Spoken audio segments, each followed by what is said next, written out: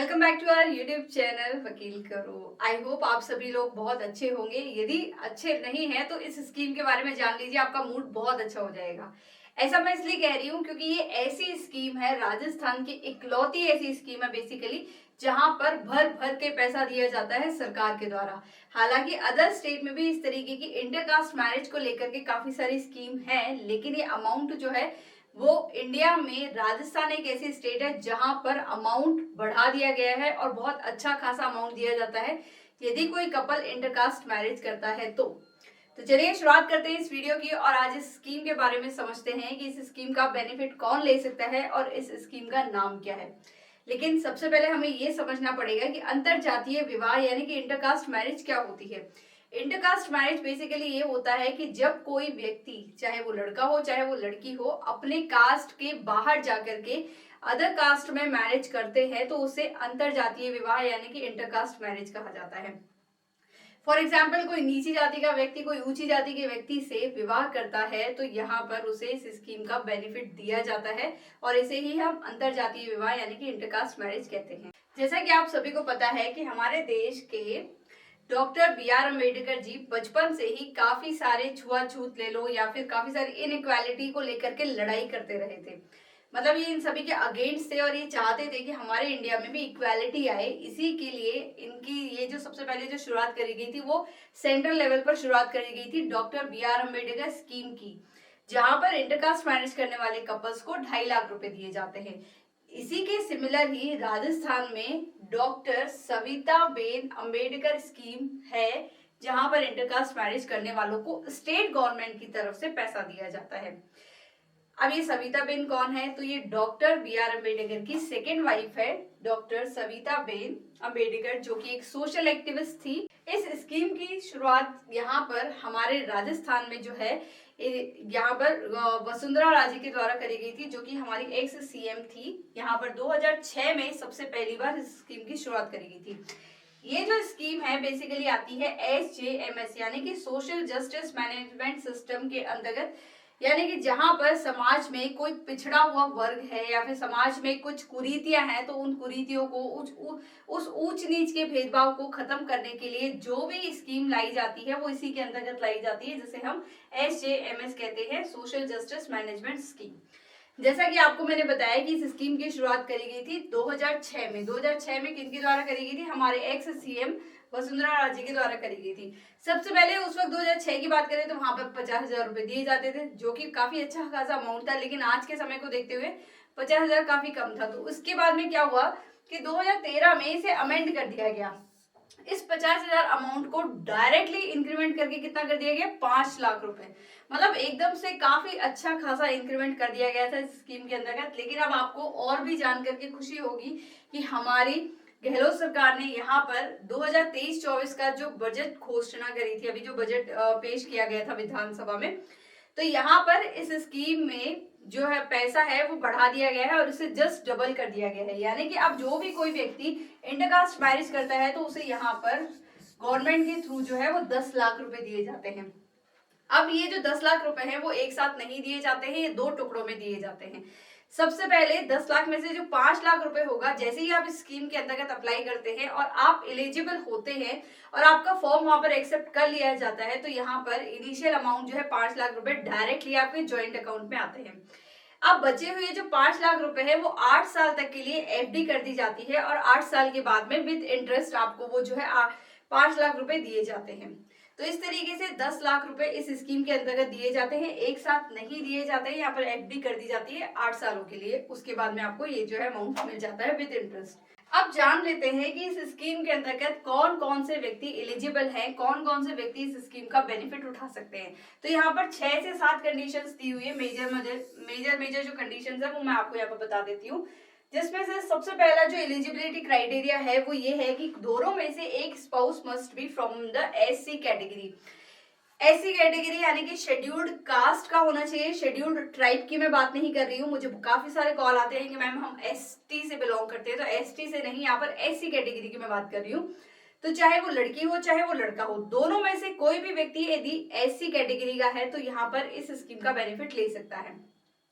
और यदि मान लो दोनों ऐसी कैटेगरी के हैं तो यहाँ पर बेनिफिट नहीं ले सकते। एक को यहाँ पर ऐसी कैटेगरी का होना चाहिए, दूसरा फिर चाहे कोई भी गोल्डन कास्ट का हो, चाहे ओबीसी का हो, चाहे यहाँ पर जनरल का हो। तो यहाँ पर एक spouse must be from the SC category, ये याद रखना काफी जरूरी है। और दूसरी बात मैं आपको बता देती हूँ कि इस स्कीम का बेनिफिट राजस्थान के व्यक्ति ही उठा सकते हैं, क्योंकि ये स्कीम जो है वो राजस्थान गवर्नमेंट के द्वारा दी जा रही है, ना कि सेंट्रल गवर्नमेंट के द्वारा। सेंट्रल गवर्नमेंट में एक अलग स्कीम है जिसका मैंने ऑलरेडी वीडियो बनाया हुआ है, वो वीडियो यदि आप तक आपने नहीं देखा है तो उसकी लिंक मैं नीचे मेंशन कर दूंगी। Doctor B R. अम्बेडकर की स्कीम है, उसके अंतर्गत 2.5 लाख रुपए मिलते हैं, लेकिन यहाँ पर राजस्थान गवर्नमेंट के द्वारा 10 लाख रुपए मिलते हैं।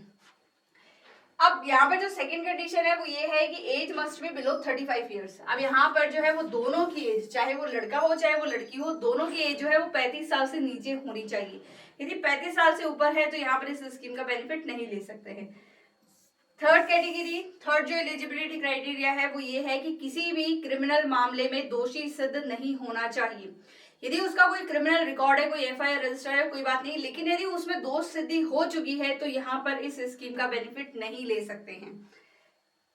चौथा यहाँ पर यह है कि applied with in a year of a marriage, यानी कि मान लो आज आपकी शादी हुई है तो अगले साल तक के लिए आपके पास में टाइम है, यानी कि आज जो डेट है फॉर एग्जाम्पल 28 मार्च डेट है तो 28 मार्च 2024 तक आपके पास में टाइम है। आपको एक साल के अंदर अंदर इस स्कीम के लिए अप्लाई करना होगा। यदि एक साल से ज्यादा का समय हो जाता है तो आप यहाँ पर एलिजिबल नहीं हैं। नेक्स्ट यहाँ पर यह है कि आप दोनों की इनकम, चाहे वो लड़का हो चाहे वो लड़की, यदि मान लो लड़की भी अर्निंग है तो यहाँ पर लड़की का भी इनकम सर्टिफिकेट तो बेसिकली दोनों का लगता है। तो जो दोनों की आय जो होनी चाहिए वो 2.5 लाख रुपए से कम होनी चाहिए। ये जो आय मैं आपको बता रही हूँ 2013 के अकॉर्डिंग बता रही हूँ। 2023 वाला जो बजट घोषणा करी गई है उसके अंतर्गत क्या इसकी आय बढ़ा दी गई है या कम कर दी गई है एग्जैक्ट आइडिया नहीं है, बट जहां तक मुझे मतलब जहां तक मैं सोच पा रही हूँ वो ये है कि जितना अमाउंट है, जितना आपको अमाउंट गवर्नमेंट देगी उससे हाफ जो है आपकी इनकम नहीं होनी चाहिए। तो इस तरीके से इस बार जो है यहाँ पर अमेंडमेंट हुआ है नहीं हुआ है मैं श्योर नहीं हूँ, लेकिन हो सकता है यहाँ पर 5 लाख कर दी गई है कि दोनों की इनकम जो है वो 5 लाख रुपए से कम होनी चाहिए, तभी ये बेनिफिट उठा सकते हैं। लास्ट ये है कि दोनों की जो है वो फर्स्ट मैरिज होनी चाहिए। अब यहाँ पर मैं एक और बात बता देती हूँ कि ये जो 10 लाख रुपए हैं ये कैसे, मतलब कौन इसमें भागीदारी होता है। तो 10 लाख रुपए में से जो 25% जो पार्टीशन होता है वो होता है सेंट्रल गवर्नमेंट का, यानी कि 25% जो फंड आता है वो सेंट्रल गवर्नमेंट से आता है। बाकी का जो 75% फंड होता है वो यहाँ पर लिया जाता है स्टेट गवर्नमेंट के द्वारा। और यहाँ पर सबसे इंपॉर्टेंट चीज आपको मैं बता देती हूँ कि इस स्कीम के अंतर्गत एक क्राइटेरिया और ये भी दिया हुआ है कि यदि आपने इस तरीके की स्कीम का पहले से बेनिफिट ले लिया है, फॉर एग्जाम्पल यदि आपने सेंट्रल गवर्नमेंट के द्वारा जारी स्कीम डॉक्टर बी.आर. अम्बेडकर के अंतर्गत आपने कोई बेनिफिट अवेल कर लिया है तो इस स्कीम के अंतर्गत आप यहाँ पर बेनिफिट नहीं ले सकते हैं। तो एट ए टाइम केवल आप एक ही स्कीम का बेनिफिट उठा सकते हैं, दूसरी का नहीं उठा सकते हैं। तो ये एलिजिबिलिटी क्राइटेरिया के अंतर्गत एक कंडीशन थी। अब यहाँ पर सबसे इंपॉर्टेंट और सबसे जरूरी बात अपन समझ लेते हैं कि डॉक्यूमेंट्स क्या लगते हैं। यहाँ पर आप किस जो है वेबसाइट के थ्रू अप्लाई कर सकते हैं, वो वेबसाइट मैं यहाँ पर नीचे लिंक में मेंशन कर दूंगी, क्योंकि अभी वो वेबसाइट मेरे में यहाँ पर खुल नहीं रही थी, नहीं तो मैं आपको पर्टिकुलर एक एक पेज दिखा देती। बट आने वाले समय में यदि आपको कोई डाउट होगा तो डेफिनेटली आप मुझे कमेंट करेंगे तो मैं उस पर भी एक वीडियो बना करके आपको दे दूंगी कि आप किस तरीके से स्कीम के अंतर्गत अप्लाई कर सकते हैं। लेकिन अब बात करते हैं डॉक्यूमेंट्स की। डॉक्यूमेंट ज्यादा कोई कॉम्प्लिकेटेड नहीं है। यहाँ पर दोनों लड़का और लड़की जो है वो स्टेट के होने चाहिए, मतलब राजस्थान स्टेट के होने चाहिए। यदि दोनों कपल में से एक भी कपल यदि आउट ऑफ राजस्थान है तो इस स्कीम के अंतर्गत अप्लाई नहीं कर सकता है, ये बात ध्यान रखना। तो सबसे पहला जो डॉक्यूमेंट लगता है वो लगता है कास्ट सर्टिफिकेट। जैसा कि हम इस स्कीम के बारे में बात कर रहे हैं कि आपको मैंने बताया कि इस स्कीम के अंतर्गत जो है इंटरकास्ट मैरिज होती है, यानी कि अदर्स कास्ट को लेकर के जो है कोई भी व्यक्ति शादी कर सकता है और इस स्कीम का बेनिफिट उठा सकता है। तो यहाँ पर सबसे पहली बात कास्ट सर्टिफिकेट ही आपको लगाना होता है कि आपको कैसे आइडेंटिफाई करें कि आप एससी कैटेगरी के बिलोंग करते हैं। तो दोनों का, यदि कोई ओबीसी का है तो उसे ओबीसी का लगाना पड़ेगा, और एक तो होना चाहिए एससी कैटेगरी का, तो एससी का तो आपको सर्टिफिकेट लगाना होता है। सेकंड यहाँ पर यह है कि मैरिज सर्टिफिकेट, यदि मैरिज सर्टिफिकेट नहीं है तो आप इस स्कीम का बेनिफिट नहीं उठा सकते हैं। तो जैसे ही आपने शादी करी है आप नेक्स्ट डे ही जा करके मैरिज रजिस्ट्रार ऑफिस में अपनी शादी को रजिस्टर करवा सकते हैं। यदि आपको मैरिज आपकी रजिस्टर करवानी है तो हम वकील करो को भी आप कांटेक्ट कर सकते हैं। हमारी कांटेक्ट डिटेल मैं नीचे मेंशन कर दूंगी। आप हमें बेझिझक कॉल करिए, हम ऑल ओवर इंडिया में आपकी मैरिज रजिस्टर करवाते हैं बिल्कुल कम प्राइस में। तो सबसे इंपॉर्टेंट डॉक्यूमेंट यहाँ पर सेकंड जो होता है वो मैरिज सर्टिफिकेट होता है।